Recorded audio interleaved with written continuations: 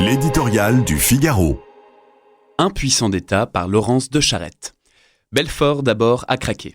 Face à l'afflux des jeunes migrants, le conseil départemental a décidé à l'unanimité la limitation des prises en charge.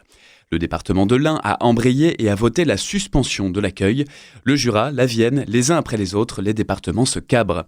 La réalité, plaide-t-il, ne rentre tout simplement plus dans les cases où l'on espérerait la ranger.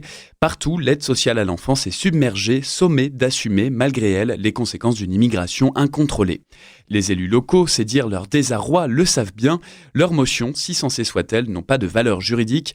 Mais comment sauver de l'embolie un système à bout de souffle sans réduire la pression qui pèse sur ses épaules ?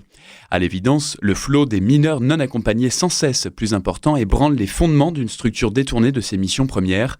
Acculer les services sociaux sans éducateurs ni hébergement suffisant pour accueillir ce que le territoire compte déjà d'enfants en souffrance, annule les projets en cours et désespère devant leur impuissance. Personne, évidemment, ne reste insensible au sort d'adolescents éprouvés par la vie, poussés sur les chemins par la violence du monde. Mais combien des demandeurs répondent à ce profil ? Parce qu'il est exorbitant, le dispositif des mineurs non accompagnés n'est plus une simple sauvegarde, mais une filière d'immigration illégale. Comment un régime qui rend son bénéficiaire inexpulsable offre une prise en charge matérielle et l'obtention d'un titre de séjour quasiment automatique au moment de la majorité, puis le bénéfice du regroupement familial n'attiserait-il pas les convoitises et la fraude ?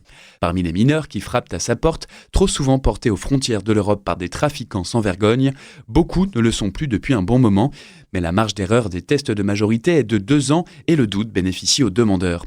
Et voilà donc le pseudo-protecteur démuni, victime de la bien-pensance et du déni, symptôme de la désagrégation des institutions et de l'inconséquence de l'État face à la question de l'immigration.